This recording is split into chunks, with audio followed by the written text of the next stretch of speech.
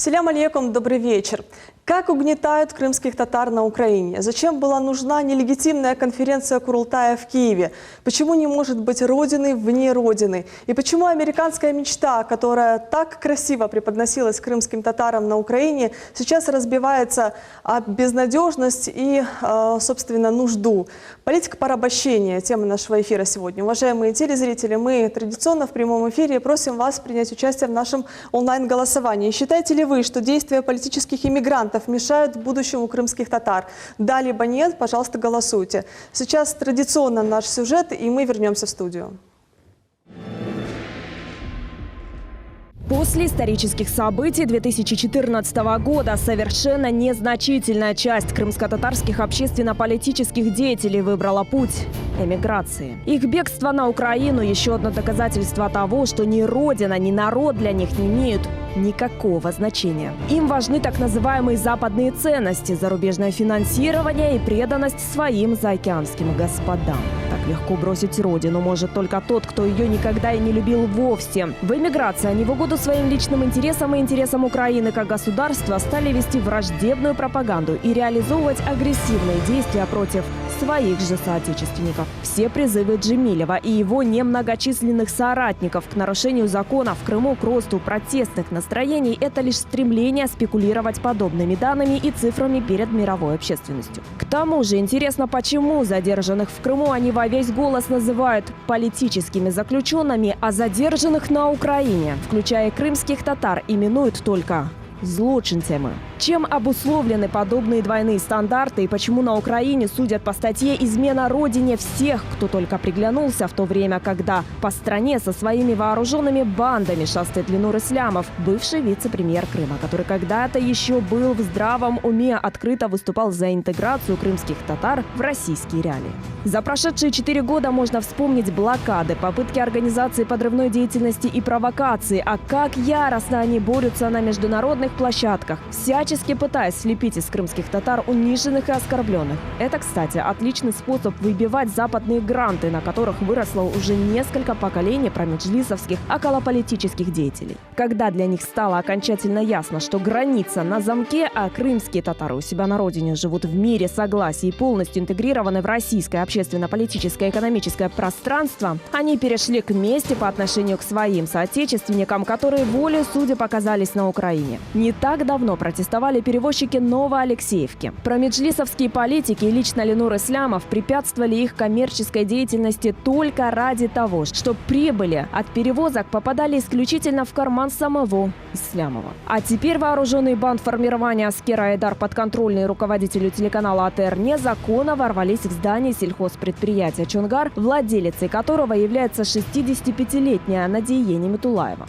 До этого они открыто вымогали 50% от общей прибыли предприятия. Это еще один яркий пример беззакония на Украине, отсутствия какой-либо нравственности у сбежавших на Украину политиков. 13 ноября у Мустафы Джемилева случился день рождения. Человеку, который все это время очень тщательно формировал культ своей личности, было важно ознаменовать свой юбилей чем-то псевдоважным. Так пришлось выдумать непредусмотренную регламентом так называемую конференцию Курултая, на которую из Крыма никто не приехал, за исключением тех единиц, которые до сих пор лично преданы Джемилеву. Единственным решением, которое они удосужились принять, стало бессрочное продление полномочий делегатов Курултая. При этом политические мигранты продолжают жалостливо выпрашивать у Порошенко автономию. И то, что ее до сих пор даже на бумаге не нарисовали, говорит только об одном: крымско-татарский вопрос на Украине – лишь разменная монета.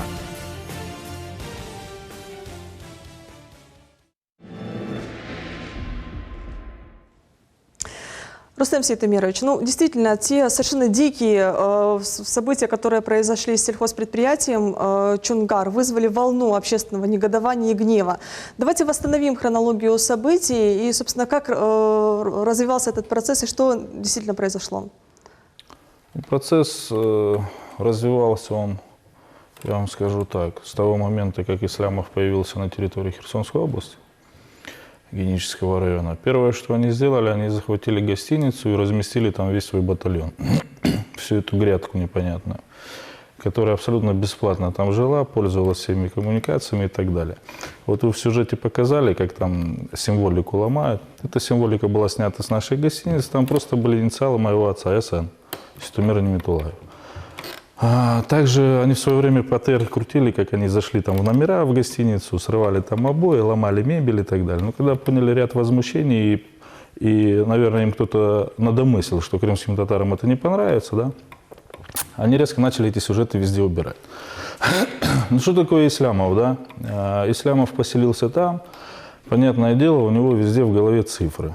Все, что он на сегодняшний день делает, это лишь для того, чтобы лично обогащаться. Да? Никаких там, допустим, там, национальных там, идей там, или переживаний за крымско-татарский народ их никогда не было. Что касается вот абсолютно недавних событий, да, но это же вообще ни в какую голову не лезет. Да? Вот мы здесь все присутствуем, крымские татары. Вот вы мне хоть один пример приведите, когда в нашем народе было, что кто-то из наших пришел в чей-то дом, забрал и говорит, это мое. Он начинает диктовать в личном, в твоем в доме и говорит, послушай, ты неправильно там, допустим, ведешь бухгалтерию. Или ты там как-то себе там выдаешь лишний чай в течение суток, да? Это частное предприятие. Они пытаются позиционировать, что это госпредприятие. Оно не госпредприятие, это ЧП, частное предприятие, в которое на сегодняшний день собственником является Неметулаева Надия. И что самое важное я хотел бы сказать, по стечению обстоятельств, во время референдума она не проживала на территории Республики Крым, она не смогла получить российское гражданство, да, на тот период. Мы там в судах пытались там это все оспаривать, делать, но она по-прежнему осталась гражданкой Украины. И вот задается вопрос, а где в этот момент получаются все правозащитники? Да, вот это вот вся грядка, я их по-другому уже назвать не могу, к большому сожалению, да, то есть приходится так выражаться. Тот же Джемилев, тот же Чубаров, вот великие защитники, где они везде с международных площадок кричат, там крымских татар в Крыму там угнетают, уничтожают. Так они что делают? Они лично сами что делают? Вы же поймите, да, допустим, если они думают, что в Херсонской области, в Геническом районе это нравится крымским татарам, я вам скажу нет. И на их несчастье, что мы здравомыслящие люди, и, допустим, люди были готовы прийти и просто вынести их там. И я не знаю, что там было с Ислямовым, всеми там этими ребятами, да. Но вы же поймите, допустим, звонить моей маме, которую он знает, я вам скажу, с 1997 года. Он неоднократно был у нас в гостях, в свое время я с ним работал, у меня было с ним совместное предприятие «Симсити Автотранс», где у нас было акционерное общество, мы были равноправными собственниками, пока он мошенническими путями не начал меня с этого предприятия выводить. Это я вам говорю как есть. Он по сей день мне остался должен деньги, чтобы это все понимали. Но суть не в этом. И вот, допустим, женщине, которой 65 лет, ты начинаешь звонить, угрожать. Он же не первый раз к ней приезжал. Он приезжал к ней постоянно, периодически, хотя бы раз в 2 года, он наведывался и пытался объяснить, что без его покровительства вы здесь существовать не сможете. На что он постоянно, конечно, получал отказ. Последняя его попытка, это был просто тупой звонок и сказал там Надия, вы должны 50% мне платить, чтобы у вас не было проблем. Опять получил отказ, и мы видим, да, то есть ворвались люди в автоматах, в масках. Это они потом для сюжета красиво сняли, что они там без автоматов и без масок, но самое страшное, что на самом деле происходит. Вот когда они такие действия делают со своим же народом, вот все вокруг народы на эти действия смотрят, да, и думают, опа, ребята, а что дальше? Вот если они со своими так поступают, а что завтра будет с нами? Если это кто-то думает, что это пятно, либо проблема это только семьи Неметулаевых, нет, ребят, это проблема всего нашего крымско-татарского народа. И мы с вами как можно жестче должны выступать против таких действий. Опять же, вы правильно показали сюжет с перевозчиками. Там все крымские татары. Испокон веков. В Новоалексеевке, в Геническом районе все проживают крымские татары. На сегодняшний день там порядка 12 тысяч проживают. Они все занимаются перевозками. Опять же появляется Ислямов, Изет Гданов и говорят, ребят, вы здесь работать не будете. Не, вы будете работать. Сначала вы должны платить, получает отказ, и опять начинаются силовые методы. И эти же люди ездят в Крым, да. Тоже, как конечно. девочки, и здесь их никто не Конечно, эти люди ездят сюда в Крым, они возят пассажиров, их никто не трогает, они свободно перемещаются на территории Республики Крым, понимаете? Вот, то есть, ну, вот эти вот все блокады, кому навредили? навредили в первую очередь нам, крымским татарам. Почему? Потому что основная масса, опять же, там, они все занимаются сельским хозяйством. Все, продукция начала гнить, все начало пропадать. Вот так, по-настоящему просто. 90-е – это типичный рэкет. Вы знаете, я даже не хочу это приравнивать к 90-м. Это можно отнести, наверное, далеко-далеко. Были бандиты. А то, как ведет себя сейчас этот горе-генерал, это вот президент в свое время дал такую вот четкую формулировку людям такого типа. Люди с низкой социальной ответственностью. И я думаю, что придет время, вот люди с низкой социальной ответственностью, как они зарабатывают деньги, с Ленурой Ислямовым будет то же самое. И в этом будут участвовать как люди... Понимаете, вот они даже на гражданской блокаде размещают этот сюжет. Они видят, что народ начинает комментировать в обратную сторону, они сразу убирают, блокируют. Да. Понимаете, но это самая настоящая подлость и трусость. Если ты мужчина, ты выйди и скажи, какие вопросы, допустим, у тебя есть к моей семье, да? То есть ты выйди, обозначь. А духа же не хватает, понимаете? Вот он направил там всяких там непонятно кого, а сам сидит в сторонке, наблюдает. А на больше все, на больше смелости нету, ребята. Только можно приходить, там, пугать женщину, и все. Зато когда к ним приходят украинские силовики, как это было уже вот год или два назад, и мордой в пол всех этих горе-батальоновцев в грязь тыкнули, они это не комментировали. Когда они не разгоняли дали, их, по-моему. да, когда их разгоняли, за их пьяные дебоши, просто, скажем так... За их беспредел. За их беспредел гвардия пришла и просто положила их всех в грязь. Они это никак не прокомментировали, никак не ответили, проглотили. Проглотили, потому что вот их сущность. Энвер Ага, ну, собственно, это не единственный пример. На современной Украине просто бушует такая дикость. Нападают и на адвокатов, нападают на коллегию адвокатов, на журналистов, на общественников, на политических деятелей. То есть таких примеров много. Это практика, самая такая распространенная на современной Украине. Насколько соответствует то, что сейчас там происходит, тезисам о том, что Украина – это демократичное правовое государство? Вот извините, перебью, да, вот, Вагашлам. Хорошо, да. Вот буквально недавно, вот месяца два, наверное, назад, если вы видели, я в соцсетях выкладывал, вот в Херсонской области официально были везде развешаны бигборды, где был представлен там наш председатель Сетимир Немитулаев, да, организации Кремль, там Алексей Журавка. И что было написано? Я опять же повторяюсь, наверное, да? Это зрадники, их надо знищить. То есть это предатели, это надо убить. О каком правовом государстве мы вообще говорим? Вот вы сейчас задаете вопрос, там журналисты исчезают, кого-то убивают. Конечно, будут убивать и исчезать, если они официально, не стесняясь, призывают своих граждан, где ты, допустим, встретишь тех людей, которые нам не подходят, это хорошее клеймо они всем поставили, зрадник. Все, надо убить. В каком правовом государстве существует сайт «Миротворец»? Да, это да, ну вот риторический вопрос, Энвер Ага. Ну вот основным как бы тезисом, который отвечает понятию демократического государства с западной модели, это, так сказать, сохранение и выполнение, соблюдение прав человека прежде всего.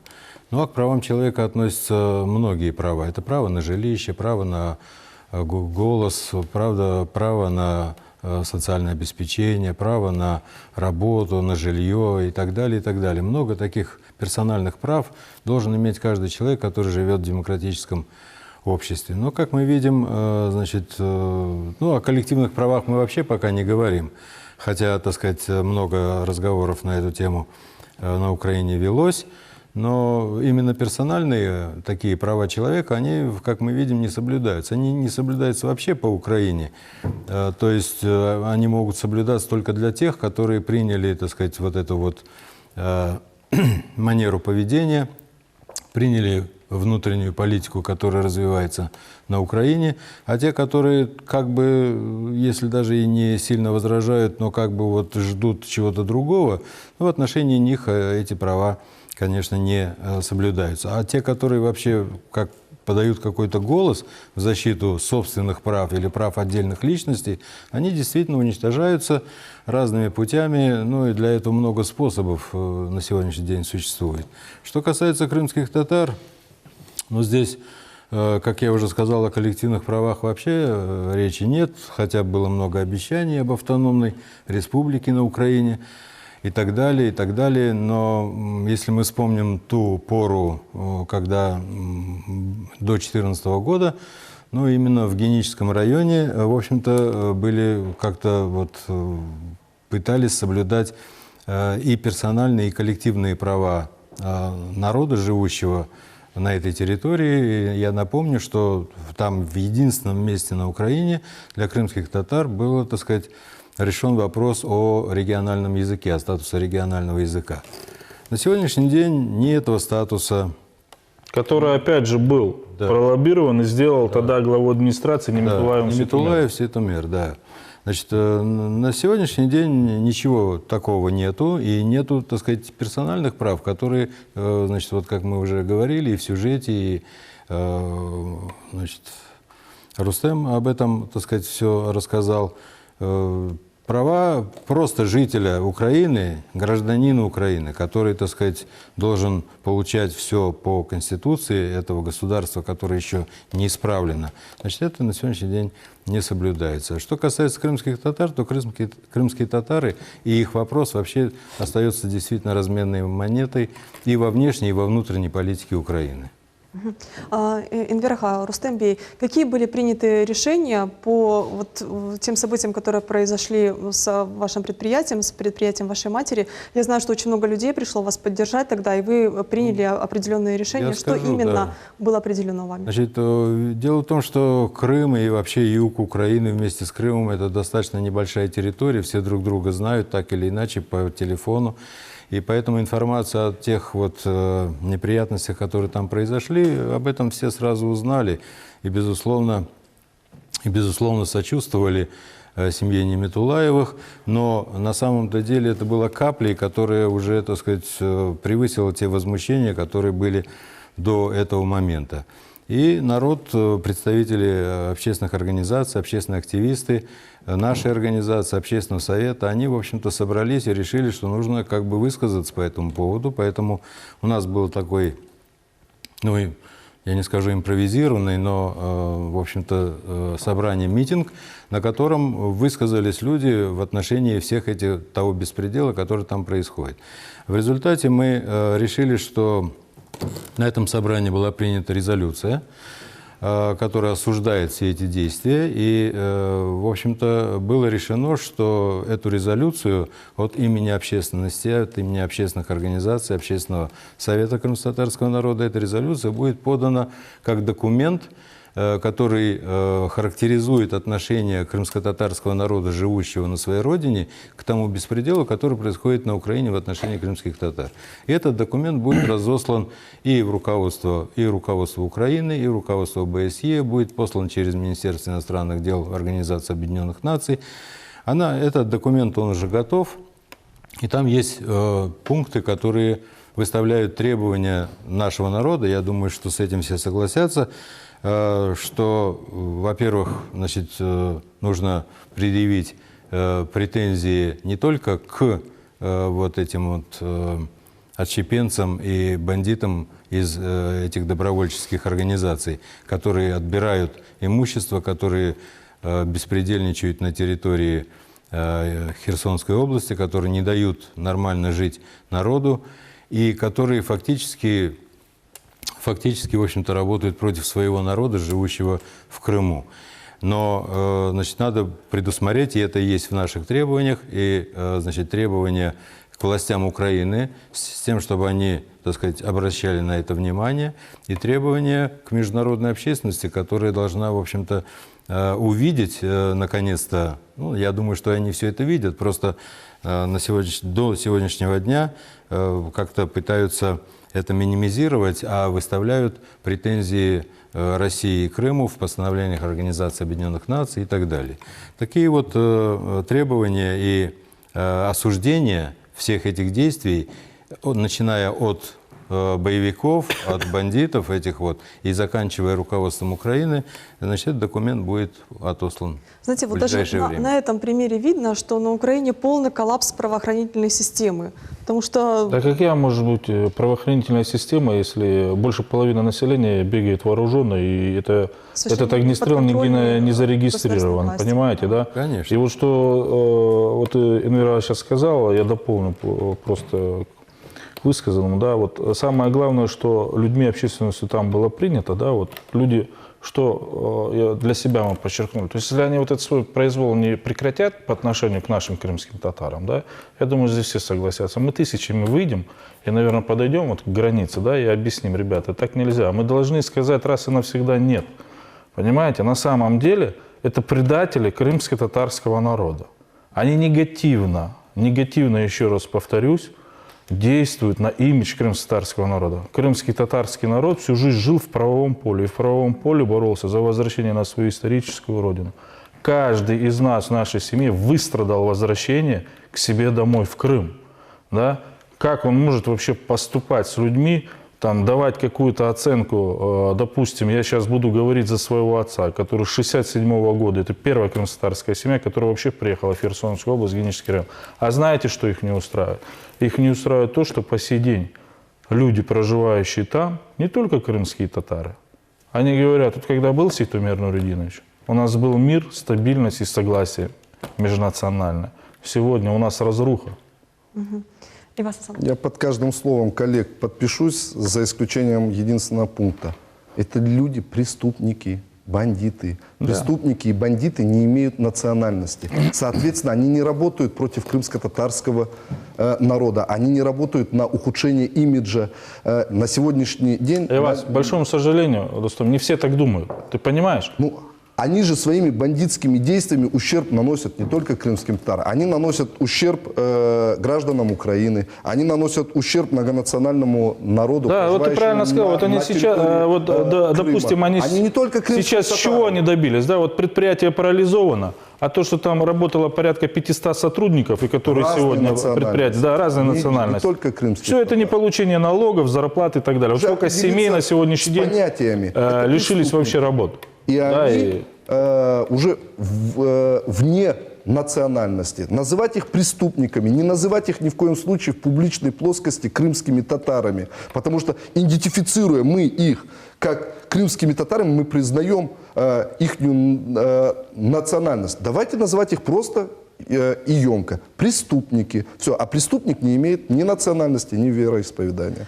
Шевкет Ага, политические иммигранты все эти годы использовали любую международную площадку для того, чтобы вот говорить о том, что якобы там крымских татар в Крыму угнетают. Но мы теперь видим, что реально их угнетают на Украине. Как вы считаете, вот международные структуры, увидев все эти факты, они их воспримут, проанализируют, поменяют свою точку зрения или нет? Вы знаете, вот если посмотреть на сегодняшнюю ситуацию, надо понять главное. Народ, ядро его, должно быть на родине. Этот процесс, все, что есть за ними, это эмигранты. Если мы проанализируем иммиграцию, начиная даже вот с прошлого века, мы видим, иммигрант чем занят? Выживанием. Его цель – найти какой-то кусок хлеба и за счет чего-то жить в этой иммиграции. Наши сегодняшние товарищи, которые оказались по собственному желанию за границей, они преследуют ту же самую цель. Другого-то нет, просто у мигранта другого нет. Так и что получается? Так что получается? Надо пойти своих же бомбить, да? Да, потому что на чужих сил нет. Да, вот, правильно вы сказали. На чужие сил потому не что хватает. быстро отпор дадут. Найти украинское там какое-то предприятие, прийти там с требованием. Предприятие у Коломойского, да. У Порошенко. Конечно, или у любого другого. Результат сразу понятен, чем закончится. Они это тоже понимают. Поэтому они спокойно идут к своим, которые, бедолаги, еле-еле тоже концы с концами сводят, и начинают качать права. И причем качают права от имени якобы какой-то организации. Понимаете, если бы он пришел и сказал, я Ислямов вот такой, нет, он же начинает выдвигать целую теорию, как они там оказались и за что они там борются, и поэтому сегодня они должны у него получить часть какой-то собственности. Естественно, такая ситуация, она на международной арене имеет очень-очень сегодня тяжелые последствия. Мы же видим, что творится в мире. Этот поток эмигрантов, который из Азии, с Ближнего Востока рвется в Европу. Естественно, что европейцы, увидев все это, обалдели, мягко говоря, извините за выражение, за тот уровень, который они увидели при цветущей Европе. И наши сегодняшние эмигранты пытаются в тот поток закинуть еще свои какие-то интересы. Ясное дело, что нормальные люди на Западе понимают, что это такие же мигранты, только с другой стороны. Цель у них то же самое – получить кусок хлеба на пропитание. Поэтому мы, крымские татары, живущие в Крыму, ядро крымских татар, мы должны взять под свою опеку всех крымских татар, живущих за территорией. Это наша прямая обязанность. И я думаю, что первым мы должны именно защититься за херсонских крымских татар, которые сегодня терроризируются вот этой небольшой бандой вооруженных людей. Знаете, Шавкет-ага, я вот здесь вот с вами немножко не соглашусь. То, что эти иммигранты работают не для нахождения куска хлеба, для существования. Они конкретно отрабатывают четкий план. Они пытаются спозиционировать весь крымско-татарский народ, который проживает в Узбекистане, на территории материковой России, в Украине, в Крыму основная масса, спозиционировать его как протестную массу против возвращения Крыма в состав Российской Федерации. Это имеет далеко идущие последствия, санкции. Вот гипотетически представить, что все крымские татары вместе со своим органом, который сегодня из-за необдуманных действий этих иммигрантов вышел из правового поля российского государства, были бы за. То бишь у европейского международного сообщества практически бы не осталось механизмов для давления на Россию в связи с вхождением полуострова Крым в состав Российской Федерации. И на сегодняшний момент с десяток трусов, людей с низкой социальной ответственностью, беглецов выступают от имени несколько сот-тысячного народа, выражая его мнение. Собирают вот нелегитимный Курултай недавно прошел в Киеве. Конференцию. Ну, они это назвали Курултай в публичной плоскости, а по документам... Они могут собирать все, кого хочешь. Вот я тебе просто объясню. Там крымских татар не было. Не было. Понимаешь? Их уже вообще даже сложно называть. Там была, ты же сам понимаешь, кучка людей, которые вообще никак не может представлять крымско-татарский народ. Да? Опять же, вот, возвращаясь вот этим всем бесчинным действиям, да, я просто вот, хочу это осветить. Да? Вот его дом... Прямо находится Ислямов дом напротив моего дома. Вот как раз вы опередили мой вопрос. Вот я вам скажу, 5 лет к его дому никто не подходит. Даже на заборе никто не написал слово «гад». Хотя вот где-то, вы же понимаете, да, почему? Потому что это же не первый день происходит, да, то есть вот это вот он постоянно. Особенно, когда касается лично твоих родителей. Тут у меня больше это не работает не в плане там финансовых каких-то, да, вопросов и претензий. Здесь вопросы к воспитанию от его родителей. Вот его родители живут на соседней улице со мной. Но я же за 5 лет себе не позволил прийти и сказать, вы знаете, ваш сын там такой-то, такой-то, вы воспитали так-то, так-то. Вот как он приезжал к моей маме и говорил, ваш муж сепаратист. Моя мама ему говорит, а не первый ли ты кричал, что я гражданин России 20 лет, и надо срочно всем брать портфели и бежать во власть. У меня другого паспорта. Да. Понимаете? Вот это вот суть. И из нашего, допустим, какие правоохранительные органы к нему пришли, либо отобрали его имущество. Понимаете, у него все там вопросы и проблемы были с банками. Это его личные финансы. Да? Я никогда не радуюсь на чьими-то там проблемами. Но сама суть. Сколько неприятностей он принес крымско-татарскому народу. Допустим, когда подрывают свет, оставляют всех крымчан без света, в том числе, в первую очередь, крымский. И там наш крымско-татарский флаг висит. Они же не думали о том, что могут пострадать дети, маленькие старики. Да, послушайте, как он может думать, если он в наглую сидит и говорит, послушайте, давайте своих сюда детей, надо брать автоматы, надо идти кого-то освобождать. А в этот момент его сыночек учится в Гарварде. Понимаете, всякие гадости там пишет в Фейсбуке. На телеканале 1+1, когда он заявил, что да, если бы повторилась ситуация в 2014 году, я бы принес... Он говорит, я сожалею, что не пролилась крымско-татарская кровь. Да. Понимаешь, мечта у него. Если мы сейчас опять будем опускаться в частности, мы же должны понимать, что частности вытекают из общего. Частности просто так сами по себе не формируются и не происходят. Есть общий канон, и в этой общей струе появляются вот эти частности, которые... Вы правильно говорите. Вот берем с вами господина Чубарова. Я, наверное, устал уже об этом говорить. Но вот он себя позиционирует как лидер крымско-татарского народа. Я опять же повторюсь. Вот я помню, когда этот телеканал открылся Милет, вот первая девочка была, я Богосланец не запомнил, кто была ведущей. Он ее как только не назвал. Ее мама, вы все будете прокляты, и туда-сюда. Потом он берет на моей странице пост. Постить. Я могу показать, да, допустим, что он написал. И он пишет «УРСП». Ну, в нашем народе мы понимаем, да, что такое. Нажимаешь переводчик, там сразу появляются те слова, сын там непонятно кого. Вот как? Вы понимаете? И если кто-то, допустим, сидит в стороне и читает и хихикает над этим хихикать не надо. Вы понимаете почему? Потому что самое страшное, они всему миру показывают, что они в первую очередь не уважают крымско-татарский народ. Они не имеют права представлять крымско-татарский народ с таким подходом. Никому не дано право кого-то оскорблять. Причем незаслуженно. Рустем Ахтемович, вот мы сейчас начали тут говорить о Рифате Чубарове, давайте мы продолжим наверняка. Сейчас он строит из себя там такого выдающегося борца за интересы крымско-татарского народа, готов там буквально там под бульдозеры бросаться. Но всегда ли он проявлял самые свои благородные качества, как вы считаете? Вы знаете, я хочу вспомнить 2014 год, когда мы собрали Курултай в Бахчисарае, и когда делегировали 2 представителей во власть. Кстати, Ленур Ислямов там был тоже. Как все это было? То есть делегировали людей во власть, люди пошли работать. Потом вдруг меняет решение Меджлис, президиум, то есть делают то, что юридически, фактически это неправильно. То есть Курултай принял решение. Но в тот же момент он проводил собеседование порядка 40 человек на должностях. То есть я лично тоже принимал собеседование, разговаривал с ним, то он меня спрашивал, как ты видишь свою работу, где ты, как ты, что ты. Ну, то есть, вы понимаете, и многие делегаты Курултая об этом тоже не знали.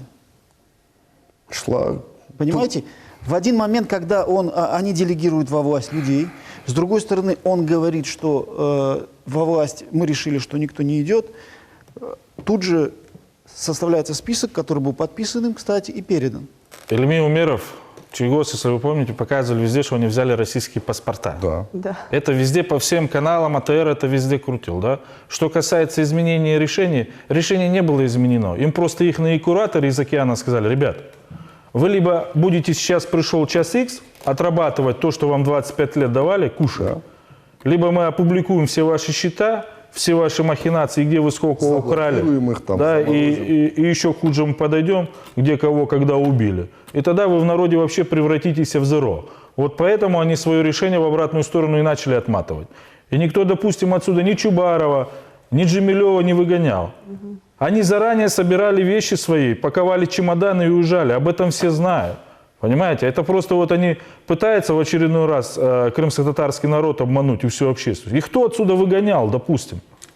Понятие, вот Тейфук, сейчас, Тейфук, перебью тебя буквально на секунду. Тейфук юрист, он подтвердит мои слова. Понятие юридические каноны, законодательный подход и Меджлис на сегодняшний день это вот просто как небо и земля. Ничего там не соблюдается. Можно было бы сказать, что власть они узурпировали, но власть узурпирует, когда власть есть. У них сегодня нету ничего. И для того, чтобы не потерять вот эти вот уже оскудевшие источники финансирования из-за океана, они вынуждены сами себя надувать и проводить различные спектакли для того, чтобы иметь средства к существованию. Ну и выборы же скоро. Давайте другое сейчас вспомним. Много говорили, да, что там на сегодняшний день на сопредельной территории происходит. И вспомнили там про журналистов, про адвокатов. Кто-то говорил, что они бандиты. Но они, наверное, даже бандитами, те, кто там находится, не являются. Даже у бандитов есть негласное правило адвокатов, музыкантов и врачей не трогать. Ну вот есть такое, да, потому что по жизни с ними приходится сталкиваться. На сегодняшний день адвокатура там уничтожается, просто их, в принципе, никто за людей не считает. Что касается, в принципе, деятельности, да, указанных людей, что, Ленур Ислямов, достаточно вспомнить заседания Меджлиса, которые проходили в Мараканде, когда Ленур Ислямов видел, что под угрозой вхождения во власть, что определенная группа старой гвардии Меджлиса собирается для того, чтобы сорвать заседание, что он сделал? Он автобусами привел сотрудников Семсити-Транса, они встали перед зданием с различными плакатами, да, призывают, говоря о том, что там как знаменитая его фраза, диссидентами, да, Весь народ быть не да, может. то есть они с этими плакатами стояли перед зданием, где должно было проходить заседание Меджлиса. Что касается, да, руководителей Рифата Чубарова, ну, на самом деле, это такое двойственное отношение, у них очень красивый термин, там, Бойсун Маган, да, там, они там такие герои, ну, с натяжечкой, там, героя можно назвать Ахтема Чигуза, который действительно отсидел, да, он, по крайней мере, там, на тот момент не сбежал и находился. Хотя, если взять всех тех, кто находится на Украине, ну, есть очень много вопросов. Во-первых, ни один вопрос до конца они довести не смогли. Хотели войти во власть, испугались от одного члена Меджлиса, с Белгорска, не помню, как его зовут. Он пообещал, что выйдет сейчас с журналистом, расскажет, чем тут все занимаются. Чубаров тоже как бы тему схождения во власть, вот этими собеседованиями, этими всеми подписями свернул, хотя уже там четко обсуждали замы глав администрации, главы администрации и так далее, и так далее. По поводу, в принципе, подхода. Я, честно говоря, вот, анализируя события 2014 года, я хотел бы, да, свое почтение выразить муфтию, потому что, допустим, когда произошла ситуация с Ришатом Аметовым, нашли его тело, но стал вопрос о том, что надо прийти и сказать его супруге, да, до данной новости. Мы подъехали к Чубарову, что делать? Во-первых, он там звонил в посольство, спрашивал, посольство Америки, каким образом надо действовать, да, и ждал выводов. Во-вторых, он просил муфти, можете вы с Ефуком поехать и рассказать, ну, что это приключилось. Ну, выехать и сказать в глаза ему было тяжело. На следующий день самая тяжелая ситуация была провести похороны, потому что привезти тело, большое количество людей со всего Крыма ехало, достаточно было искры, спички для того, чтобы, ну, люди просто сорвались. И было очень много вопросов, когда пришли к нему и сказали, давай, надо ехать и принять участие, да, в джаназе, как бы, ну, много вопросов у людей будет, выступить надо. Он сказал, что где-то опасно, не стоит, не может выезжать. В итоге Муфтибей приехал, и все самые сложные на тот момент разговоры, да, общение с людьми провел он. И в данном случае, ну, таких моментов много. Почему-то 26 февраля, когда происходили, да, известные события возле, на тот момент, Верховной Рады Крыма, он был в бронежилете. Это ж дух надо иметь, понимаешь? Потому что я помню, когда он зашел в здание Меджлиса, снял пиджак, на нем был бронежилет, у многих был шок, потому что он был информирован. Одну ремарку. Вот за 23 года существования Меджлиса и нахождения, вот именно про Чубарова хочу сказать, а это касается практически всех меджлисменов, но лично по Чубарову. Очень часто молодые ребята, будучи, когда мне было 23, 24, 25 лет, мы тоже из Судака по 100, по 150 человек приезжали на различные акции, именно как силовая поддержка. Не драться с кем-то, а обеспечивать их безопасность. И вот сейчас многие ребята слушают нас, наверное, по телевизору, и вот в 2014 году и из Судака много было ребят. Сегодня мы с этими ребятами, я имена не буду называть, но мы с этими ребятами сидим, пьем чай, кофе, и они рассказывают такие смешные истории про этого толстого дяденьку, какой он трусливый. Да у нас больше половины женщин намного смелее, чем этот, горе-лидер народа. Я не знаю, и это правдоподобно, это рассказывают там не общественные деятели, да, вот там для манипуляции общественного. Это говорят простые ребята, которые там день и ночь охраняли. И он боялся, выходя с Маракандов, отправлял ребят вперед, посмотрите, там по краям никого нету. Кого там? Зеленых человечков, там, силовиков. Нет. Наш джемат, чтобы там не дали. Показательный пример был, я как-то очень давно говорил в эфире, когда один из депутатов тогда Верховной Рады Крыма в стенах Совмина обидел журналиста из АТР, дав ему пинка, и рядом стоял Чубаров. И он не заступился за этого парня. Ну какой это... Прошел мимо, да, помним. Прошел мимо и сделал вид, что ничего не произошло. Все вот это перечислено, о том сейчас говорите, да, и Богуслана, я скажу. Самый важный поступок, который сделан и показательный, это оставить свой народ и уехать со своей родины. Все. И кричать из нее, что везде все враги, поднимайтесь, джемат, надо что-то тут Давайте определимся четко и понятно. 27 октября полномочия Курултая, Меджлиса и все, что там связано с ним, закончились. Все. Дальше начинается концерт. Кто как что умеет танцевать. Вот они танцуют, поймите. И давайте не будем сейчас делать из их представлений какой-то важный фактор для народа. Ну, собрали они какую-то конференцию, чтобы показать, что они там где-то еще есть.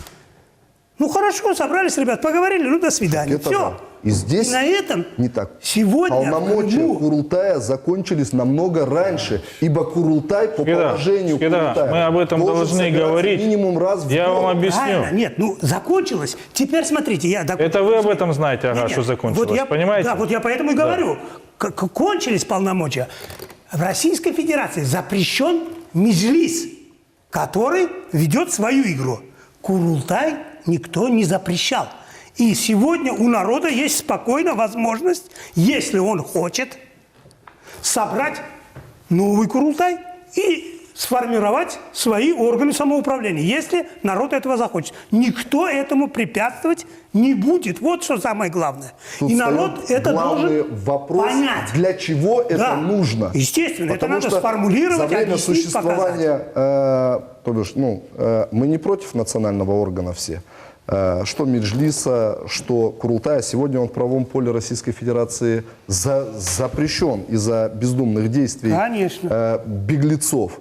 Но за 23 года существования этого национального органа наш народ не получил никаких благ. Да. Мы видели, что А за 5 такими лет формами безработицы этого национального ничего органа решить невозможно. Никто, сделано я много тебе власти. скажу, что никто из них с народом не работал. Работали выборочно. Ты наш, ты не наш. Я, к примеру, в шоке был. Вот, допустим, я тебе просто еще раз скажу, вот тех же крымских татар Херсонской области, они всегда называли чужие. Да. Вы говорите, вы не крымские татары. Да. Понимаете? Но они забыли, что, допустим, вот эти чужие крымские татары в 1987 году в Москву на площадь первые ездили, и они там жили на этих площадях. Да. Никаких крымских татар еще в Крыму не было. Рустембей, чужими Понимаете? были даже те крымские татары, которые живут здесь, в Крыму, и не разделяют их политику. Давайте будем говорить о том, что на сегодняшний день, фактически, да, уничтожены все эти органы, все то, что создавалось в 90-е, да, и кто-то говорит, вот там, на самом деле, там у нас есть основополагающие принципы, связанные с Украиной, не с Украиной. Давайте поднимем документ, регламентирующий деятельность Курултая, там, допустим, и Меджлиса. Но там никто не говорит, что о преданности какому-то единому государству. На сегодняшний день Али Озенбаш, да, такая персона, такая очень интересная, своеобразная, он выступает прямым критиком того, что происходило. Человек, который проживает на Украине, в принципе, находится во всей этой тусовке, он на сегодняшний день уже успел перед этой конференцией заявить, что это все профанация, что власть узурпирована, что власть в руках одного человека. Давайте, есть организация Меджлис запрещен. Да, запрещен ввиду там, деятельности определенной. Давайте по-другому посмотрим. Даже элементарно открыть там, любые источники. Там, попробуйте открыть АТР, Фейсбук и так далее. Хоть одно заседание, хоть одно решение видели? Человек озвучивает самостоятельное решение от имени всего органа. То есть, органы все погублены. То действие, которое происходило, и на которое собрали там порядка 30 делегатов Курултая, беглый анализ позволяет понять, что это, в принципе, люди, которые приближенные сюда были, да, там, вокруг этих людей. 14 год.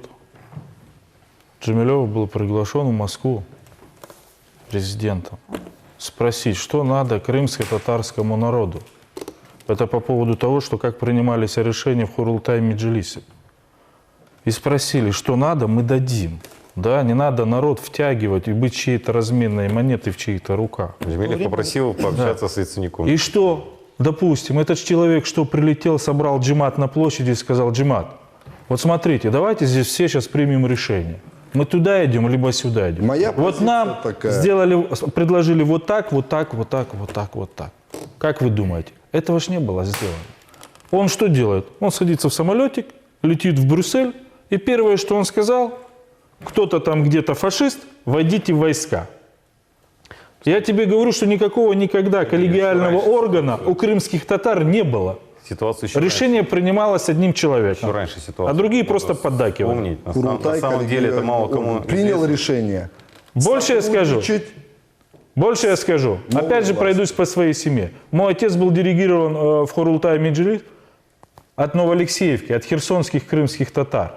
Народ его избрал, делегировал. Они прекратили полномочия. А его полномочия прекратили, оказывается, он поддерживал Россию и был в партии региона. Это не наши крымские татары. Это как? Давайте мы еще другие моменты вспомним. Не сильно это освещалось, но у Чубарова была встреча с Сурковым еще до всех событий, даже до известных событий 26 февраля.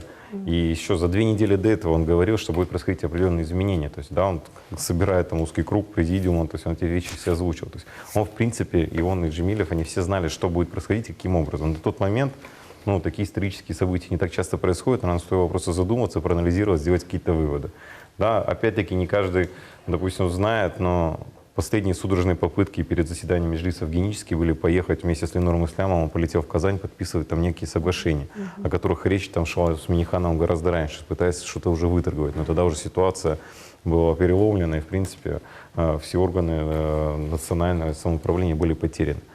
Ну, Самая важная для нас, для всех задача, вот не давать поводов сегодня им, внутри у нас, на родине, да, показывать, что мы дружны, что мы двигаемся все одним единым мнением, это жить на своей родине, развиваться. Понимаете, не быть где-то там на задворках чьей-то территории, а вот мы здесь у себя на родине, у нас все хорошо, ребята, да, не все сладко. Никто не говорит, просто так ничего не бывает, да, допустим. Но если мы сами им не будем давать повода и будем выступать одним единым кулаком, никогда эти люди, никогда, еще раз скажу, раскол в крымско-татарский народ не внесут. Да, Они слушайте, Знаете, я вот вспомнил Руслан случай, Махмудович. когда Не, брат, мнение не шатает, ты же сам понимаешь. в 2014 году приезжал Рустам Минниханов, он президент Татарстана, он раза 3-4, по-моему, был, очень часто приезжал. И помню случай, когда мы поехали в Государственный совет. Ну, кортежем поехали туда, значит, и выходим, и он идет вперед. Арифат говорит, я туда не пойду, там автоматчики стоят. Ну, как бы вопрос, он говорит, я тебе гарантирую, Минниханов. да, пойдем вместе со мной, мы там будем разговаривать. Но не здесь же, говорит, это все. Так и не пошел. Мы заехали во внутренний двор То Государственного есть он совета так и с не вышел из машиной, машины, не зашел, стоят автомат. Ну, извини, ты позиционируешься как лидер народа, да? Ты должен человек быть, который, ну, в авангарде, впереди должен быть. А так, я туда не пойду, я сюда не пойду. Ну, А здесь я бронежилетик одену, здесь, да, подставлю Знаете, вот молодых ребят. что самое интересное, вот это вот их там спектакль в Киеве, который они, я вот лично для себя отметил, что не было никакого ажиотажа ни в соцсетях, ни в средствах массовой информации. Вот на самом деле Даже украинских да, крымско-татарскому нечего. народу стало глубоко уже наплевать на этих засранцев. Народ живет, мечети строятся, дороги ремонтируются, газопровод проводится, жизнь идет своим чередом. Был очень хороший курортный сезон, а большинство нашего народа зарабатывает деньги на пропитание, на достройку своих домов на курортном сезоне. Люди, вы поедете по Южному берегу, проедете. Стройка опять Был важный ожила. вопрос. В это Крымские время татары снова начали был строиться. важный вопрос в это время, когда шел Курултай. На самом деле в Фейсбуке смотрел, один из таких споров был. Это в микрорайоне Маршала Жукова строится футбольное поле. Спор был по поводу того, каким образом его ограждать. С депутатом общались с местным. То есть спор был немножко о другом. То есть люди интересуют, вот вы построили футбольное поле, давайте чем-то оградим, чтобы мячик не улетал. То есть на сегодняшний день Да не интересует было. людей, Не было. интересует людей, допустим, более насущные. Ребят, ну что приземленные они вопросы. вообще народу дают? Вот смотрите, вот у них был, допустим, возможность 5 лет себя проявить, опять же, я повторяю, за этот генический район Херсонской области, для крымских татар. Много Знаете, что как было в- сказано. Мы мечети будем строить, мы школы будем строить, там чуть ли не какие-то поселки будут вырастать. Вот они мечетью пользуются, которую мы построили. Тут нужно Понимаете? смотреть еще в целом. Ходят в крымско-татарский дом, который вообще ни к этому не имеет никакого отношения. Поймите, и та ситуация, которую они пытаются навешать на сегодняшний день на крымских татар там же, туда кто только не приезжает, какие-то пакистанцы, какие-то арабы. Вот это они пытаются наш народ, который сейчас- весь сброд, они пытаются наш народ в этом всем замешать, понимаете? В какой-то замес запустить. Всё-таки так, давайте. Надо понять, что вот это то, что ты сказал, Рустем, попытка обустроить Херсон, это депортация крымских татар Добровольно. руками самих же крымских татар. Понимаете? Вопрос в чем стоит. Конечно, Да. в 67 году Нет, там же не люди, специально конечно, поселялись, потому что в Крыму не Хотели, прописывали. чтобы ближе к Крыму, это все Конечно. понятно. Но ситуация сегодня изменилась. Крымские татары вернулись, давайте вспомним, 89 год. Верховный Совет принимает решение, и я, как всегда, подчеркиваю, на этом депортация заканчивается. С 44 по 89. Мы вернулись в Крым, правильно? Никто не думал, там на Украину ли, Меньку, Меньку и так далее. Мы приехали в Крым. Потом ситуация сложилась так, как сложилась. И мы тогда предупреждали. Вы вспомните, как не хотели гражданство давать. Помните, как Конечно. наш ЖД вокзал перекрывали, Вот именно, когда да. не хотели давать гражданство Мы крымским это татарам, всё гражданство помним. Украины. И вдруг сегодня прикормленные, оказавшись в Киеве, с пеной у рта доказывают нам, что, оказывается, на Украине будет лучше, как будто мы там не были. Да пускай они Да, посмотрят. Нет, для 25 лет мы там прожили. Зима еще не началась, а уже все население Можно было бы говорить, мерзнет. можно было бы о чем-то говорить Реальные- про Украину, можно было говорить о том, Конечно. что там автономия Достижения и так далее. какие-то, если были бы Сергей там. правильно мысль начал, если бы за это время они бы на территории Херсонской области устроили бы маленький рай, да, то есть там были Показали построены бы, дома, что-то было бы, Да хотя бы что было что-то, какое-то понимаешь? строительство. Понимаешь, они также продолжают вот это вот, какую-то картинку. приезжает там 2-3 человека из Турции, несут какие-то рюкзачки, там детям раздают. Послушайте, народу это не надо. Ну, это Народу давно надо что? Чтобы они видели, что о них реально заботятся, да? Вы, допустим, когда декларируете и пытаетесь народ себе одеть в какую-то там военную форму, надеть на них балаклавы, автоматы из числа крымских татар, они должны понимать, а для чего это все? Вы же поймите, допустим, вы что думаете, если в Крыму люди понимают, что на самом деле происходит, а вот уже за мостиком многие люди не понимают, они считают, что крымские татары это какой-то дикий народ, с которым надо будет еще долгое время бороться. Они же не понимают, что это кучка там, да, который, допустим, на сегодняшний день крымско-татарский народ никак не представляет. Вот с этим мы должны бороться, Самое понимаете? интересное рассматривать всю эту ситуацию через призму Украины. 5 лет назад почти, да, Крым вернулся в состав России. Кто решил сбежать, они сбежали, и тогда все внимание было мирового сообщества уделено Крыму, Украине. Украина обласкивала, облизывала тех же Чубарова, Джемилева, крымских татар, обещала золотые горы, участки, мечети, автономию, национальный язык. Что самое страшное, сейчас продолжают обещать. Все это обещали, прошло 5 лет. Россия ничего не обещала. Она весной 2014 года приняла реабилитацию. Она чуть позже начала строить соборную мечеть. Она возвращает... Крымско-татарский язык государства. Крымско-татарский государство. Да, его доработали. Сейчас, если перечитать, я весь оставшийся эфир, наверное, заберу. Но что ж самое главное, вот тот сманипулированный информационный надлом, который был произведен этими беглецами в 2014 году, он естественно, вот эта вот раковая опухоль, она естественным путем рассосалась. И что сегодня вот 5 лет прошло? На сегодняшний день риторика Евросоюза спадает. Путин сегодня на самых передовых площадках получает все самое центральное внимание. А Порошенко где? А Порошенко остается на задворках. Он теперь У меня фотографию видел? Не видел у меня фотографию? Алексей Видел, Жиравко да, разместил. И Ему он там даже- с Ангелой Меркель и с президентом Франции возле туалета сфотографировался. Ну, ему даже Сегодня Поймал, у Зеленского рейтинг гораздо больше, чем у президента Да, но ему Коми. даже Трамп руку не жмет, да, на том Да. саммите. Тейфук Рифатович, вот правильно сейчас Иван Александрович сказал, это очень такой яркий пример. То есть Украина все эти годы обещала, но сделала ноль. как все 23 года до этого. Да, абсолютно точно. Россия делает абсолютно конкретные вещи. И это стало стимулом разочарования крымских татар, которые там решили сначала эмигрировать, но они сейчас возвращаются Давайте поговорить о мы это разных всё видим. подходах. Да, я недавно разговаривал с одним из вице-премьеров, времен Януковича. Он рассказал интересную ситуацию. Ты знаешь, говорит, начали мы работать, начали изучать ситуацию по крымским татарам. Выяснилось, что большинство денег пропадает в Рескомнате, что они сами определяют подрядчика, сами контролируют выполнение. В итоге- Рескомнат сбытность Вы- украинскую никогда не отчитывался за Просто деньги. Я расскажу, да, то есть Это была яма на деньги откуп. пропадает. Говорит, мною было принято решение, это Табачник Дмитрий Владимирович, он говорит, мною было принято решение, что Совмин будет проводить конкурсы, Рескомнат отслеживать просто, как это все будет строиться и так далее. Говорит, знаете, что произошло? На следующий день, говорит, ко мне там прибежал Чубаров и так далее, прибежал потом посол Америки, к Януковичу с послом Америки пошли и подняли там такой хайп, Подожди, что якобы... подожди. Последний Хурултай, когда избирался, там с посольства Америки вообще что делали на крымско-татарском собрании? Так называется. Вопрос, в принципе, смотрите, что касается Так и наши люди.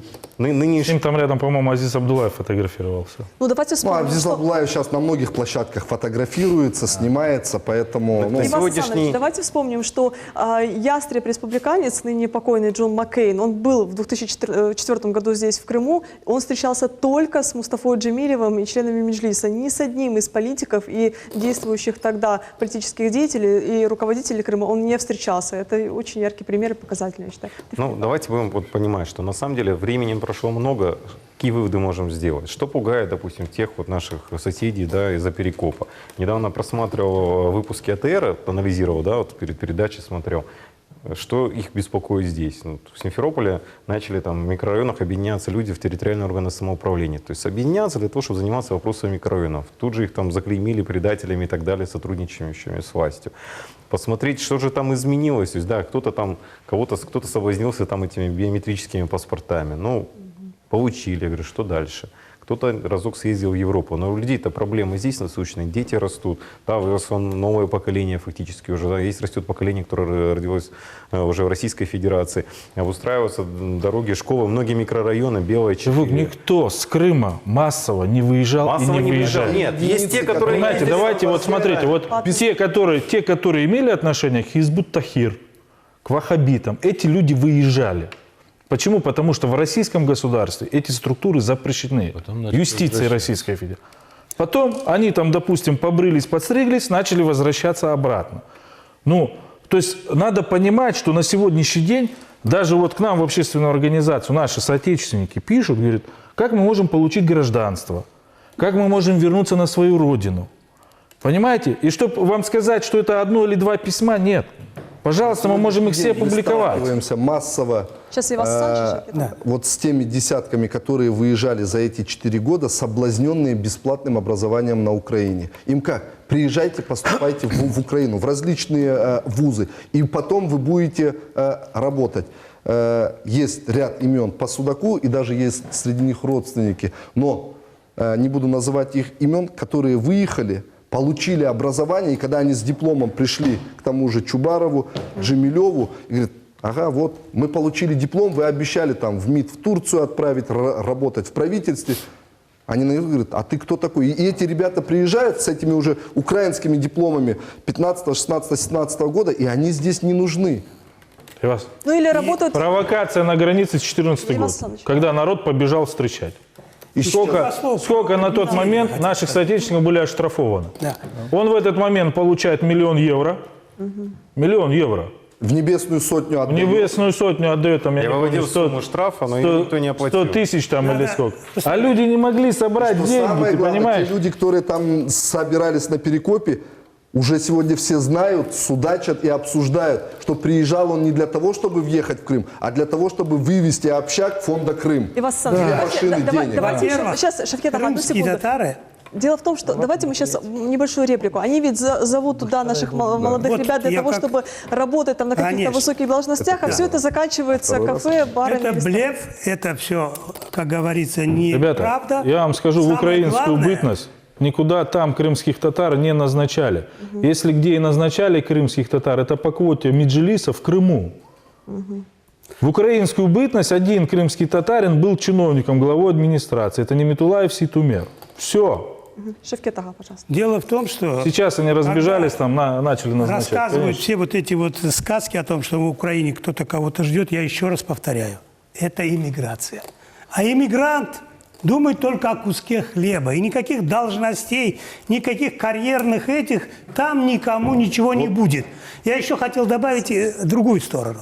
Вот очень много оттуда сыплется на то, что в Крыму угнетают крымских татар. Давайте посмотрим. Сколько крымских татар сидит, якобы по их этим политических заключенных. Ни одного политического заключенного крымского татарина сегодня в Крыму нет.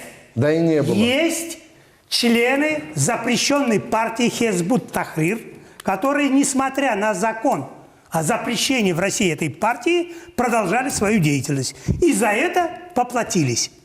Вот и все. Все эти угнетения, смотрите, нежелание расстаться со своей На сегодняшний день все крымские татары, которые работают в органах власти, работают в общественности, мы все сталкиваемся с людьми, которые возвращаются с Украины. Это работники телевидения, того же АТР и на украинских каналах, которые работают.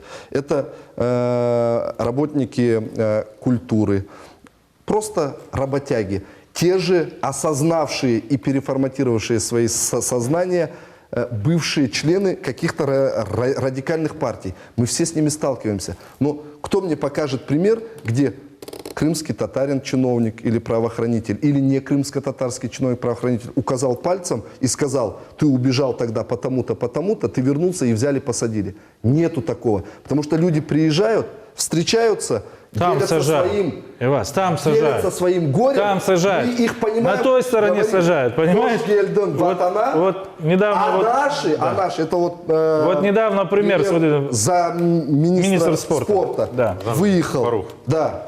Фарух. Арестовать. И это же не единичные...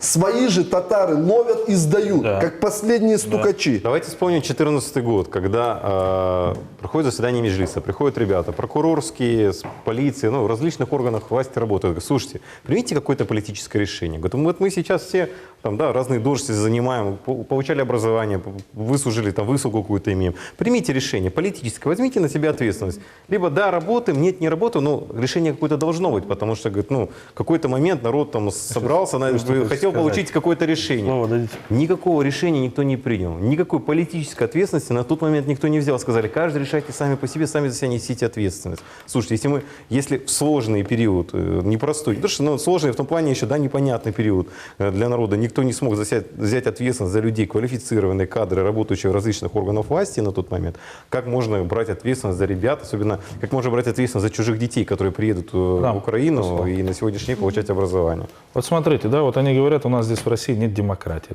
тут все в тоталитарном режиме живем. Привожу вам один пример лишь, что касается. Вот вы не заметили, что Ислямова нигде на телевидении, он не мелькает нигде? То есть его нету нигде, ни рядом, ни с Чубаровым, ни с Джемилевым. Кто-то заметил это? А почему сказать? Потому что он в свое время на АТР Саакашвили пригласил в эфир. Он сразу стал нерукопожатным. Как сегодня все крымские татары обсуждают. по всему Понимаете, Крыму. он Порошенко началась сразу стал драка. нерукопожатным. О какой вообще Следующий демократии год в этой также стране предвыборный. Они Я- можно говорить? Так на АТРе журналисты кто? Обратите внимание, украинцы. Да, украинцы все, пошел, все. А потому что все они вернулись уже практически. Правильно ты сказал. сюда. Нет, там же квартиры обещали, дома, Самое машины. главное в политической жизни. Вот, Руслан, ты затронул этот момент и, к сожалению, глубоко не стал. Сегодня, я уверен, крымские татары никогда не простят Мустафе Джемилеву за его слабость, когда Путин спросил его, что хотят крымские татары. Я об этом У него- говорил. вот Народ я- даст этому оценку, и это народ войдет как самое это большое никогда не преступление простит. перед крымско-татарским Тогда бы народом. от ситуация их была нового сегодня органа. совершенно другая. Да, Энвер, вот на ваш взгляд, какие поступки и действия Мустафы Джемилева, Рифата Чубарова являются наиболее пагубными для Крыма и для крымских татар? Я думаю, что вот эти примеры, которые сейчас привели, ребята, это говорит, и трудно вообще говоря выделить, что-то сказать, вот именно вот это было, потому что на протяжении всей истории, скажем, нашего заселения в Крыму, мы это с нашего поколения наблюдаем это уже все 30 лет, то мы по любому вопросу можно найти, так сказать, такие моменты, которые совершенно не красят лидера Меджлиса, а бывшего, так сказать, лидера народа и так далее. Я вот сейчас только Я его не выбирал. затронули вопрос об образовании, да? Лидер слишком большое слово. Да. наверное. Нет, я в кавычках говорю, вы же понимаете. Вот сейчас затронули вопрос об образовании. В свое время, в 90-м, 91-м, 92-м, 93-м годах, мы направляли наших детей в Турцию по специальной программе Турецкой Республики для того, чтобы они там учились, приобретали профессии, знания и так далее, с тем, чтобы потом как специалисты возвращались сюда. Мне пришлось 2 года этим заниматься вплотную. То есть я был председателем комиссии, мы устраивали экзамены, отбирали детей, так сказать, отбирали лучших и так Сколько далее. вернулось? А? Сколько вернулось? Нисколько. Во-первых, нет. Вернулись, но по-разному, да, это другой вопрос. Я сейчас хотел бы поведение Мустафы по этому направлению. Когда уже 2-й год пошел набора, и мы знали, то есть я-то знал, с какими трудностями они там встречаются, и как они там живут, как им тяжело и так далее, а я тогда был членом Меджлиса уже. Я тогда поставил вопрос, я говорю, надо что-то делать, надо, во-первых, туда поехать, надо посмотреть, как они живут, надо, как-то, посмотреть их будущее. И вообще здесь подумать о их будущем, которые, который наступит через 5-6 лет, когда они вернутся, потому что им надо обеспечить как-то или продумать, где они будут работать, в каком направлении они будут помогать нашему общему всенародному делу и так далее. И мне Мустафа ответил, он сказал, говорит, да ничего, говорит, мы выросли, и они вырастут.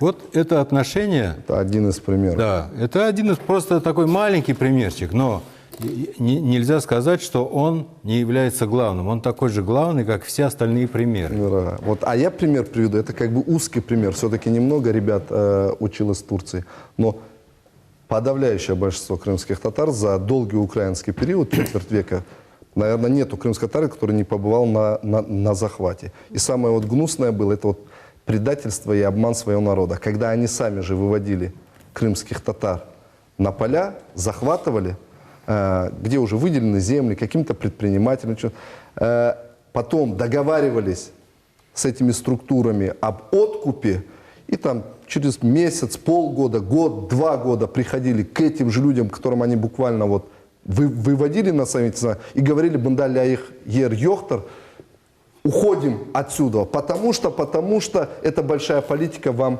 не понять, потом поймете». И убирали людей, и грели так своим карманом. Еще и деньги собирали. Да? Это фирменное, ты знаешь, у них было... И с людей собирали, и с тех... Имея сокровенное знание, которое никому не понять, до сегодняшнего дня это принимается, что вот мы знаем, что такое тайну Вселенной, и вы, не понимая этого, никогда не сможете. Все люди, которые тысячами попадали за эти 23 года на Шмидта 2, к нему в кабинет на 2-й этаж, было же, все были практически в этом кабинете. Когда он сидел, курил в кабинете, беременная, не беременная, с детьми, не с детьми, старики, бабушки. Сидел, курил, не открывал взгляда от компьютера, играл в солитер, показывая всем своим видом, какого пи-пи-пи вы сюда пришли. Это вот человек, который говорит, что он за народ, что он лидер. Ни грамм, ни разу. Рустем Ахтемович, какие примеры того, что вот они, прикрываясь там патриотическими какими-то речами, постулатами, решали свои узкокорыстные интересы, либо интересы Украины как государства, той страны, которая к крымским татарам, собственно говоря, никакого отношения не имеет, вы можете вспомнить и привести? Ну, смотрите, в бытность Украины, чтобы понимать, сколько людей работало на должностях в Крыму. Единственное, что люди делали, выходили, голосовали, это за 1-2 мандата в парламенте Украины. То есть вся эта работа была направлена только для того, чтобы обогреть там 1-2 человек, что дадут в парламенте Украины места. То есть я, например, единственный случай был у нас с Ющенко, да, вроде вот попали в точку, но и он ничего не сделал для крымских татар. И все выборы, которые... Он даже не соизволил встречаться. За кого нам голосовать, всегда мы были не с теми и не там. И последний, вот 2014 год, конечно, это год потерянных надежд, но Ахметов сам мы все наверстаем. Он не должен был так принимать решения, он должен был приехать, собрать Курултай. И я уверен, что Курултай принял бы решение такое, какое принял в 2014 году, идти и на контакт и работать. Поэтому этого решения принято не было. И вот было такое самолично принято решение. Я думаю, что история это... Вы вспомните заседание Меджлиса. Кто больше всех выступал против каких-то там, да, возможностей интеграции и развития? Те люди, которые, ну, если посмотреть некоторые члены Меджлиса, которые никогда нигде не работали, их обслуживала машина фонда «Крым». На сегодняшний день они даже на территории Крыма занимаются некой общественной деятельностью, но сказать, какая у тебя специальность, доступ, да, чем ты занимался, когда ты работал, нет. То есть они в 2014 году одни из тех были, которые тянули народ, в принципе, да, Тейфур Калифатович, камнем вниз. И сейчас есть сторонники очень близкие Мустафы Джемилева, которые живут в Крыму, нигде не работают, но тем не менее... Занимаются активной общественной деятельностью. Ездят на Украину, выезжают за рубеж, ездят на новых машинах, кормят свои семьи, поднимают стримят, дома, поднимают дома. А за кое-что... Просишь, кто дал? Тут, Всевышний. Знаете, не мужское это дело и некрасиво заглядывать в чужой карман. Здесь вот один такой Бог им судья. Все мы перед Богом равны, и у каждого отмерен свой час. И когда он придет, и нас бегом-бегом понесут на место захоронения, и каждый из нас, будучи перед Всевышним, ответит за те деяния. Но я думаю, что эти люди будут Ну, отвечать хотелось не бы при- еще при жизни увидеть здесь, Знаете, я вот что по кто-то поводу отвечает за свои деяния. А я думаю, что дело рук Всевышнего, что эти люди, Да, я понимаю. которые выехали за Украину, и они умрут не на родной земле и не будут похоронены в родной земле. Это тоже часть наказания. Это часть наказания, что не будучи сегодня зомбированными здесь, на территории Крыма, как они любили это делать в бытность при Украине, у народа открывается. Ну, мы же все общаемся с людьми, видим, как открываются Мы глаза. должны- И многие те, кто первые 2-3 года рьяно поддерживал и Украину, и Меджлис, сейчас приходит, говорит, знаешь, говорит, Эйваз, ты хоть намного моложе, но ты, оказывается, был прав. А вот у меня вот такая ситуация была. Мы должны понять, 2014 год, Богуслав, многие я микрорайоны в Крыму, ну, в Симферополе, да, люди хотели, не хотели активисты идти на контакт, было сложно, спорили, будут ли эти школы, садики строиться и так далее.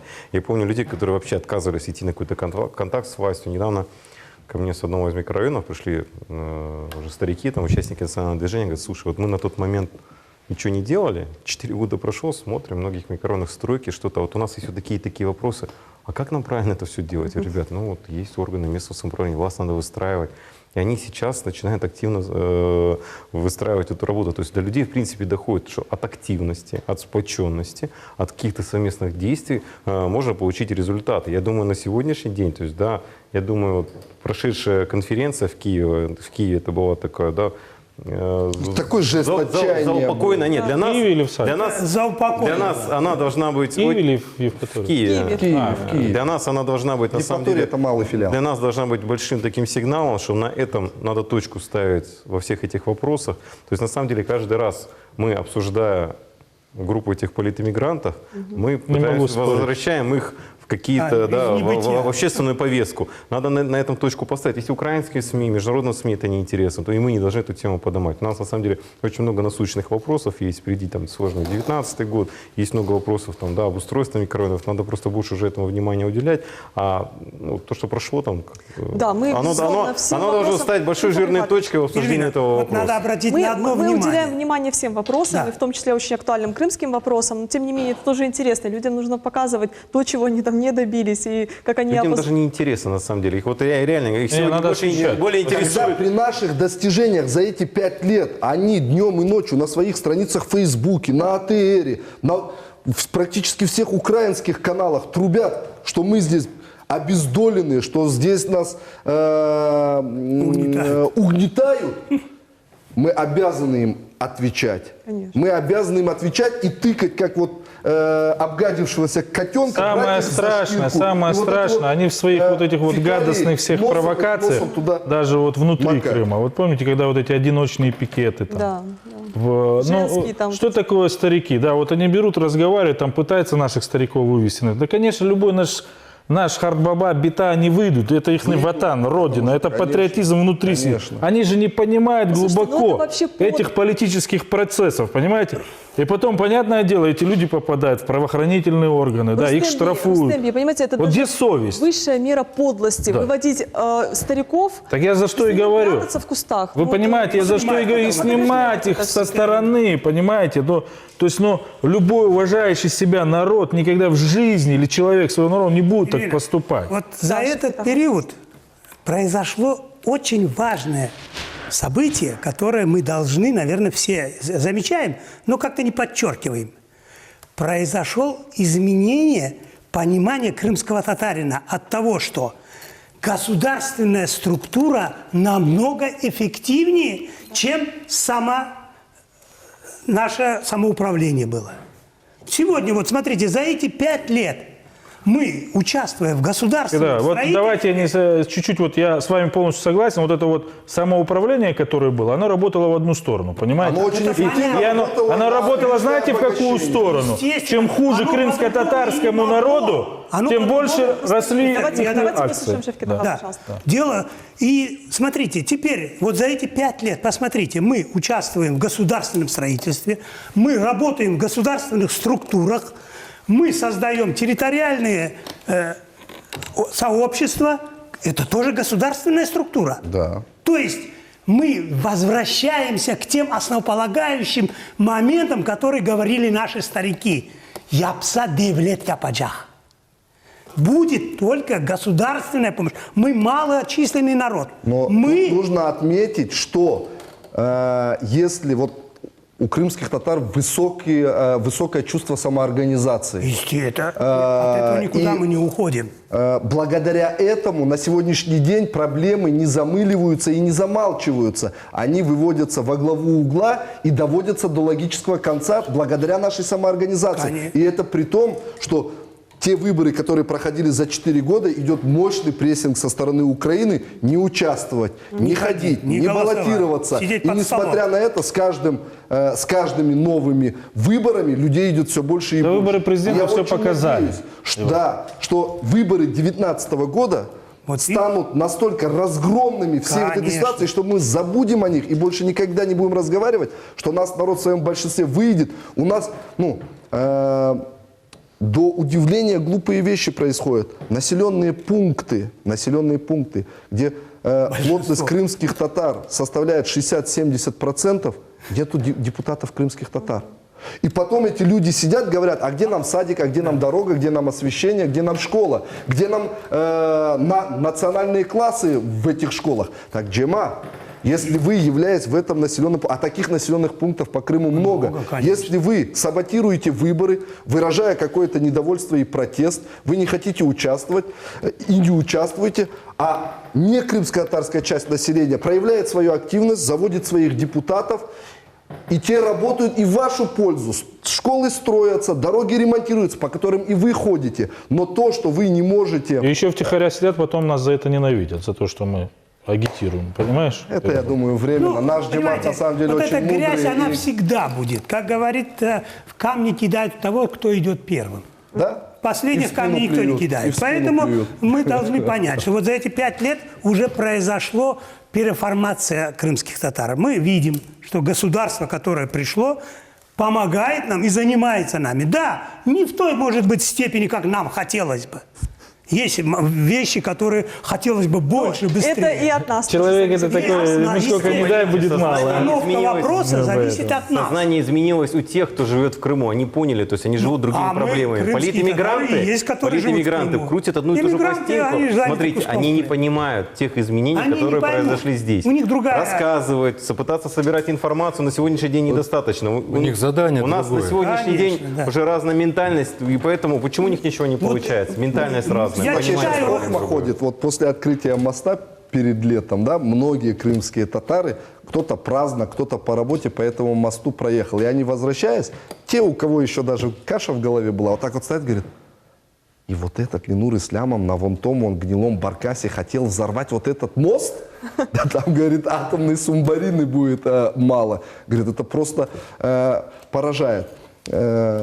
Манипуляции. И нужно понимать, что вот эти вот беглецы, оккупирующие, монополизирующие национальный орган крымских татар и выведшие его за рамки российского правового поля, они же глупые люди. Но методички, по которым они работают, им пишут очень умные люди из-за океана, из Европы. И основная их цель – держать крымских татар протестной массой вне правового поля Российской Федерации. Потому что как только крымские татары... Да и не только российской, и украинской да, тоже. Вообще, да, и при Украине мы были бесправны. Вот и украинской, и так же продолжается. Для Чубарова, Джемилева и их собак-приспешников крымский татарский народ был интересен голодным, холодным и злым. Чтобы в любой момент можно было отщелкивать поводок и говорить в нужную сторону фас, и народ этот, просто живя без света, без воды, без дорог, без школ, без языка, без реабилитации,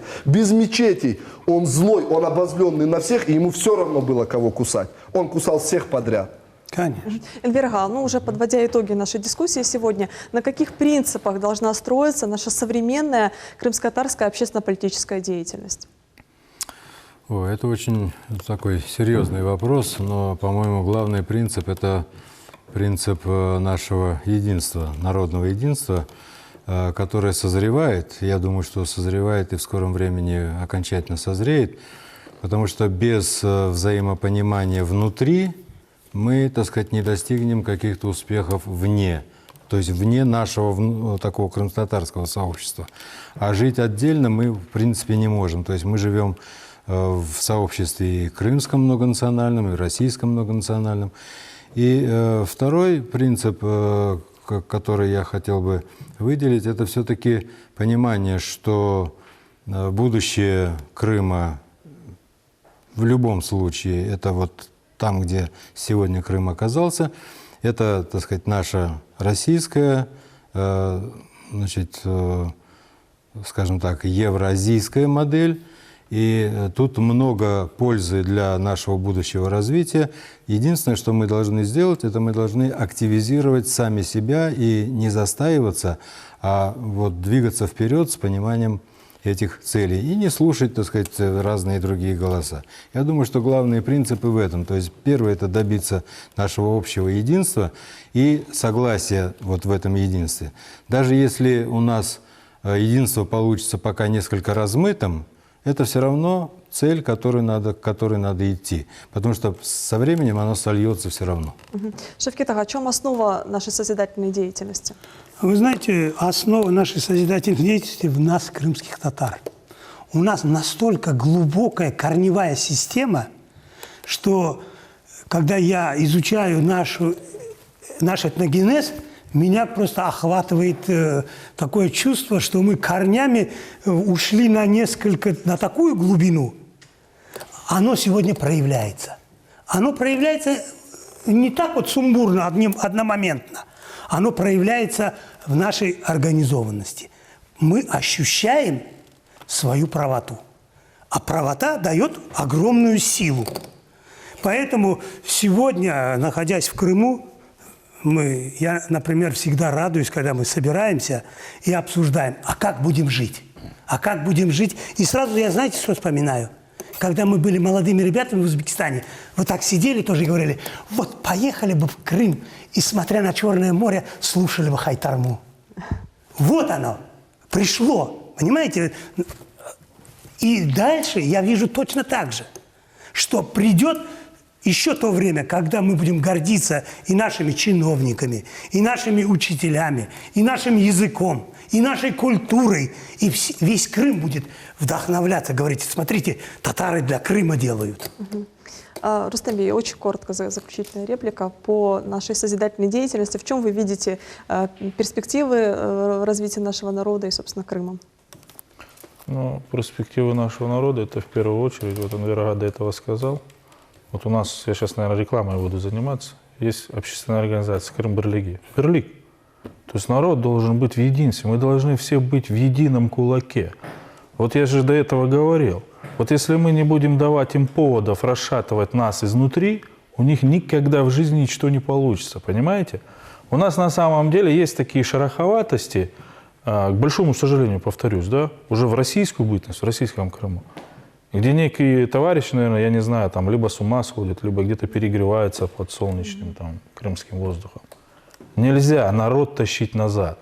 Вот чем быстрее мы каждый, общественники, да, лидеры мнений, поймут, что один в поле не воин, вот только тогда наш народ будет процветать. И самое главное, это уважать другие народы, которые нас вокруг объединяют. Рустем Бей, пожалуйста. Ну, я хотел бы пожелать всем нам, безусловно, единства, поменьше отвлекаться на все эти комментарии, которые они там делают. Безусловно, чем больше они там будут говорить, для них нужен один результат, чтобы здесь было какое-то то ли противостояние, все то, чем они были бы там интересны, по сути. Поэтому я хотел бы пожелать всем, безусловно, единства, в предстоящих выборах пойти выбрать в свои села, города своих депутатов и строить, отстраивать и жить дальше на родной земле. И вас, Александрович. Самое печальное, что те, о ком мы тут 1,5 часа говорили, заставили народ разувериться. Наша же задача сегодня, такая поговорка есть, терпение и труд, все на свете перетрут. Кропотливо, ежедневно работать на результат. Не заниматься обещаниями, не заниматься прокламациями, лозунгами, боями с ветряными мельницами, а терпеливо, скрупулезно работать на земле. Работать для людей. Вне зависимости от национальности, вне зависимости от конфессии, работать для всей многонациональной России ради укрепления нашей социальной, экономической, политической, суверенной составляющей. И только после того, как вот этот вот кропотливый труд, семена, заложенные сегодня, завтра, послезавтра, начнут давать всходы, и люди их будут видеть в виде дорог, школ, садиков, освещения, утепления, отопления, люди сами повернутся и скажут: «Сагол нас». Вот вы, оказывается, действительно достойные представители народа. Поэтому работать на созидание, работать во благо Крыма, работать во благо России. Тейфур Рифатович, очень коротко. Нам очень долго прививали национализм угнетенных, что мы сирые, обиженные, нам нужна постоянно чья-то помощь. На самом деле сейчас в составе России мы увидели, что может быть светский ислам. Мы видим все более и более крымских татар, да, становятся более религиозными, на самом деле без отрывов каких-то там течений, там, уходят их влияние. То есть мы видим Кавказ, Татарстан, то есть на самом деле, кажется, это все возможно. Мы имели хороший потенциал в части учебы, да, у нас очень много людей получало высшее образование. Надо сейчас эти темпы наращивать. Есть большая база учебная в России, надо получать все больше ученых, людей с хорошим образованием. На самом деле показать весь тот патриотизм, который у нас имеется, и реализовать уже в рамках того большого государства, многонационального, где на самом деле много мусульман, у нас есть очень много общего. Надо это просто принимать и двигаться вперед. Спасибо большое. На протяжении нашего эфира сегодня шло онлайн-голосование. Считаете ли вы, что действия политических иммигрантов мешают будущему крымско-татарского народа? Да, ответила 2212, и нет 48 человек всего. Ложь и лицемерие, как бы их ни приукрашивали, достоинствами, ну вот никак не назовешь. Сегодня мы говорили о конкретных фактах, которые как нельзя лучше характеризуют тех, кто на протяжении всех этих лет пытался тащить целый народ в бездну. Это было все на сегодня. До встречи в следующих выпусках. Спасибо.